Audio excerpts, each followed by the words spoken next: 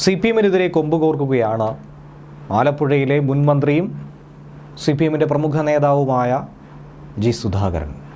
വീണ്ടും പാർട്ടിക്കെതിരെ വിമർശന സ്വരം ഉയർത്തിയിരിക്കുകയാണ് സുധാകരൻ. പാർട്ടിക്ക് പുറത്തുള്ളവർക്ക് സ്വീകാര്യമാകുന്നില്ലെങ്കിൽ നിയമസഭയിലേക്ക് എങ്ങനെ ജയിക്കാനാകുമെന്ന പ്രസക്തമായ ഒരു കാര്യം തന്നെയാണ് അദ്ദേഹം ചൂണ്ടിക്കാട്ടിയിരിക്കുന്നത്. മാർക്സിസ്റ്റുകാർ മാത്രം വോട്ട് ചെയ്തുകൊണ്ട് ഒരു മന്ത്രിയും ജയിക്കാൻ പോകുന്നില്ല, ഒരു നേതാക്കളും അധികാരത്തിലെത്താൻ പോകുന്നില്ല എന്നുള്ള നഗ്ന സത്യം തുറന്നു പറയാനുള്ള ചങ്കൂറ്റമാണ് അദ്ദേഹം ഇവിടെ കാണിച്ചിരിക്കുന്നത്. മുഖ്യമന്ത്രി പിണറായി വിജയനിട്ടുള്ള വലിയൊരു അടിയായി തന്നെയാണ് ഇതിനെ നോക്കിക്കാണേണ്ടത്. മാർക്സിസ്റ്റുകാർ മാത്രം വോട്ട് ചെയ്താൽ ജയിക്കാനാകുമോ എന്നുള്ള ചോദ്യമാണ് അദ്ദേഹം മുന്നോട്ട് വെച്ചിരിക്കുന്നത്. പൂയപ്പള്ളി തങ്കപ്പൻ രചിച്ച് NBS പ്രസിദ്ധീകരിച്ച സരസകവി മുലൂറസ് പത്മനാഭ പണിക്കർ കവിതയിലെ പോരാട്ട വീര്യം എന്ന പുസ്തകം പ്രകാശനം ചെയ്യുന്ന വേളയിലാണ് അദ്ദേഹം CPM-നെതിരെ ശക്തമായ വിമർശനം ഉന്നയിച്ചുകൊണ്ട് രംഗത്ത് വന്നിരിക്കുന്നത്. 5-6 പേർ മാത്രം കെട്ടിപ്പിടിച്ചുകൊണ്ടിരുന്നാൽ ഒരു പാർട്ടി ഉണ്ടാകുമോ? അങ്ങനെ പാർട്ടി വളരുമെന്ന് ചിലരൊക്കെ തന്നെ കരുതുന്നുണ്ട്. അത് തെറ്റാണ്. ഇങ്ങനെ ഒന്നുമല്ല, അറിയാവുന്നത് കൊണ്ടാണ് പറയുന്നതെന്നും അദ്ദേഹം മുന്നറിയിപ്പ് നൽകുന്നുണ്ട്. പാർട്ടിക്ക് വെളിയിലുള്ളവർ നമുക്ക് സ്വീകാര്യരാവുന്നില്ലെങ്കിൽ നിയമസഭയിലേക്ക് എങ്ങനെ ജയിക്കും? മാർക്സിസ്റ്റുകാർ മാത്രം വോട്ട് ചെയ്താൽ ജയിക്കാൻ പറ്റൂ. കണ്ണൂരിൽ എവിടെയെങ്കിലും ഉണ്ടായേക്കാം, എന്നാൽ ആലപ്പുഴയിൽ എങ്ങുമില്ല എന്നാണ് അദ്ദേഹം പറയുന്നത്. മറ്റുള്ളവർക്ക് കൂടി സ്വീകാര്യനാകണം, അങ്ങനെയാണ് പ്രസ്ഥാനം വളരുന്നത്.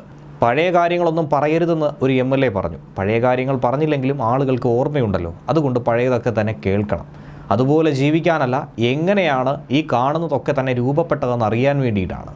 ഇതൊക്കെ മനസ്സിലാക്കി കൊടുക്കേണ്ട ഉത്തരവാദിത്വം ജീവിച്ചിരിക്കുന്നവർക്കാണ്. അല്ലെങ്കിൽ ഇന്ന് ജീവിച്ചിരിക്കുന്നവരെ നാളെ ആരും തന്നെ അറിയാതെ പോകും.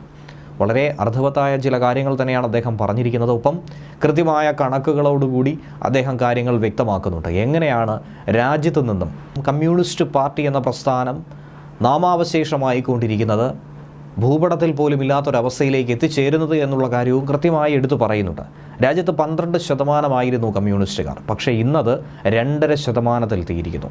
കേരളത്തിൽ ഇത് 47%. അത് 4% എത്താൻ അധിക ദൂരമില്ല എന്നുള്ള ഒരു മുന്നറിയിപ്പാണ് അദ്ദേഹത്തിൻ്റെ വാക്കിലൂടെ ഇപ്പോൾ പറയുന്നത്. അതുകൊണ്ട് ശാന്തമായി ക്ഷമയോടെ നമ്മളാണ് എല്ലാറ്റിനും മേലെ എന്ന അഹങ്കാരമൊക്കെ തന്നെ മാറ്റി ഒരുപാട് മുന്നോട്ട് പോകേണ്ട ഒരു പ്രസ്ഥാനമാണിതെന്ന് മനസ്സിലാക്കി പ്രവർത്തിക്കുന്നതായിരിക്കും ഓരോരുത്തർക്കും നല്ലതെന്നും അദ്ദേഹം പറയുന്നുണ്ട്. ഓരോ വാക്കും പ്രവൃത്തിയും നല്ലതായിരിക്കണം. അതല്ലാതെ മറ്റുള്ളവരുടെ മുഖത്തൊരടി കൊടുത്തിട്ട് അത് വിപ്ലവമാണെന്നും ഞങ്ങൾ കുറച്ചുപേർ മാത്രം മതിയെന്നും പറയുന്നത് ഒരിക്കലും ശരിയായൊരു ശൈലിയല്ല എന്നുള്ള ശക്തമായ വിമർശനമാണ് ജി സുധാകരൻ മുന്നോട്ട് വച്ചിരിക്കുന്നത്.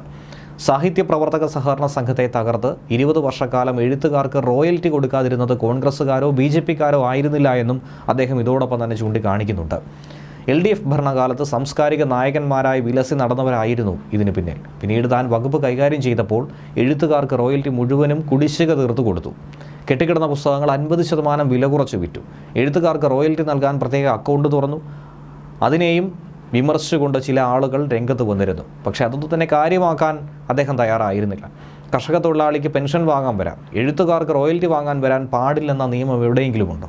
ഇതൊക്കെയാണ് നമ്മുടെ നാട്ടിലെ ചില സാംസ്കാരിക ബുദ്ധിജീവികളുടെ ഒരു കാഴ്ചപ്പാട്.